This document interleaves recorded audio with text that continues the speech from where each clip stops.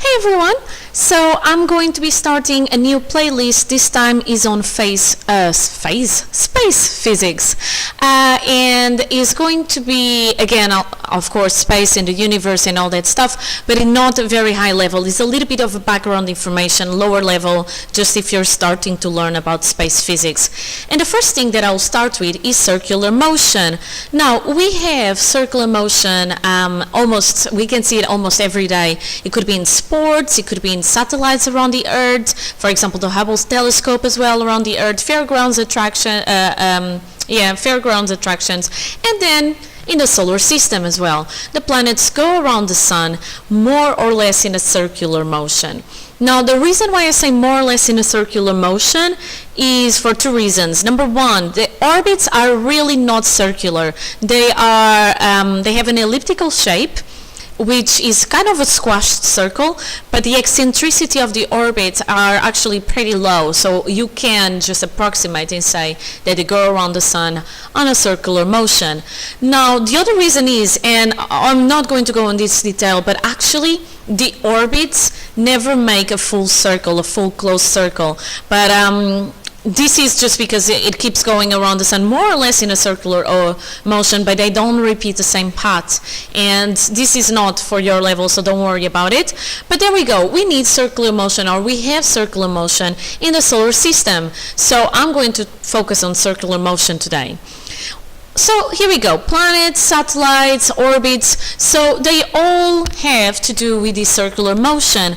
And for me to have this circular motion, I need a force, the force of gravity. Now, the force of gravity is responsible to keep the planets orbiting around the sun along their orbits, and to keep the satellites orbiting around the Earth along their orbit. So I need the force of gravity, and the force of gravity is going to be responsible for the circular motion, okay?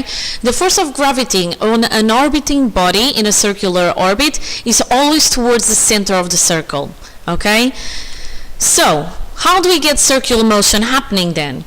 Well, there is a rule that you need to get circular motion, which is if you want an object to move in a circular motion, then a force must act perpendicular to the velocity of the object. So we have some examples in here, and let's just take, for example, this one, okay? Let's imagine that this ball is a planet. Let's imagine that the sun is right at the center. So what happens? The planet is moving around, right? The planet has a velocity, but there is the force of gravity, and the force of gravity is pointing towards the sun because the sun is such a large body. It has a huge gravitational field strength, so it's going to attract or try to attract the planet towards it, right? So I have a force that is perpendicular at 90 degrees angles to the velocity. So that means that I will get circular motion. As you can see, in different stages of the orbits, I always have the velocity going tangent to the circle, okay, the circular path, and I have always the force towards the center of the orbit, okay? Now, because I have a force that is going to go and be perpendicular to the velocity, and this force is towards the center, I call it centripetal force. It's a force towards the center of the orbit. So that's the name that I'm going to give to my force, okay? Now, you guys know from Newton that you have that force equals mass times acceleration. So if I have a centripetal force, I am going to have a centripetal acceleration, okay? So if I get a planet or a satellite or anything moving in a circular motion at a constant speed, at any instant, the following is going to happen. Number one, the object's velocity is always going to be directed along a tangent to the circle and is always perpendicular to the centripetal force. In our case, the force of gravity. So let me just go back this slide. Here we go.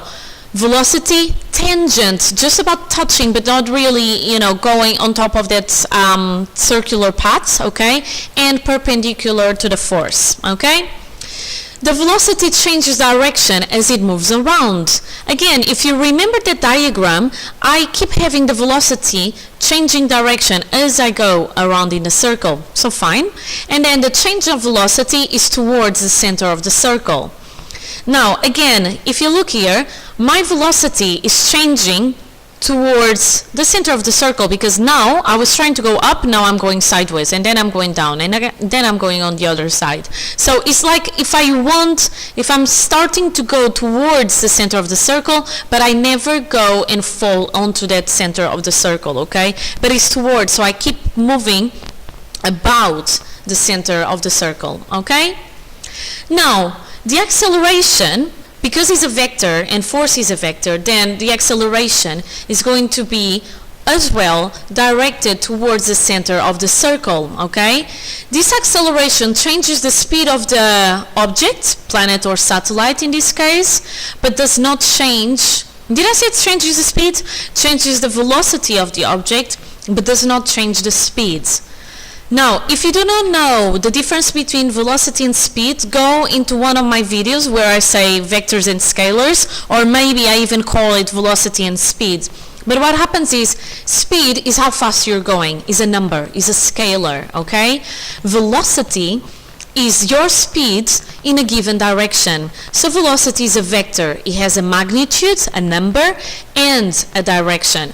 So I am going in constant speed, so meaning my number is not changing, let's say is always 10 meters per second, but I'm always changing direction. So that means that my speed may not change, but my velocity keeps changing, because although it has the same magnitude, so the same number, the direction keeps changing, okay?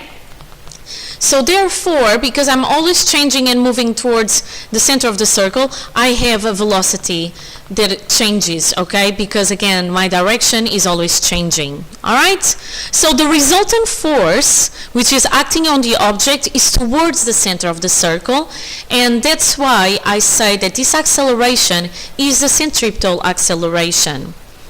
Now, what else can I tell you about circular motion? So no work is done when I have an object orbiting something. So for example here a planet or satellite.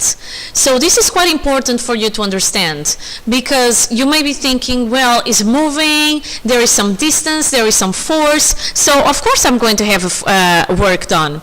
However, remember that the formula for work done says that is the force times the distance moved in the direction of that force. Now, if you recall the diagrams, I have the force towards the center of my object, of my circular orbit, but the distance that I'm moving a distance that is perpendicular. I'm moving at a distance that is not in the same direction of that force. So therefore, I am doing no work on the object, okay? So, here it is. Since the distance moved in the direction of the force is 0, the work done by the force on the orbiting object is going to be 0, okay? So this means, because remember work done is the same as energy transferred, and here the energy that I have is the kinetic energy because my object is moving. This means that the kinetic energy and the speed, or the magnitude of the velocity if you want to say, of the orbiting object does not change. Again, work done is energy transferred. The energy that I have in here is simply due to the object moving. Therefore, is kinetic energy. Kinetic energy is equal to 1/2 times the mass times the velocity squared. Now, if I have 1/2, that's a constant, my mass is the same object, so it remains a constant, so that means that my kinetic energy is not going to change. So that means that my speed, the number for the velocity, does not change either. It's just that the direction of my velocity changes, okay? So the kinetic energy and the speed, they do not change. Now, however, we need to think that we are in conditions at times where we are not in a vacuum, and therefore there are some drag forces due to our air resistance. So, for example, if we now just think and focus on the satellites, when I have a satellite in orbit and that orbit is too close to the Earth, it will gradually lose speed. This is because there are going to be some drag forces. They are caused by the particles in the Earth's atmosphere. So these particles are going to create friction or air resistance, okay? So that means that some of the energy is going to go towards heat, okay? So I have some energy that is converted to a wasteful form. So if a satellite loses speed, it gradually will start to spiral inwards towards the center of the orbit until it hits the Earth's surface. So because I don't want that to happen, I want my satellite to stay in orbit at a particular radius. I always want it at the same distance. Then if I want a satellite to be in orbit at a particular radius, I need to make sure that that satellite moves at a particular speed around the Earth.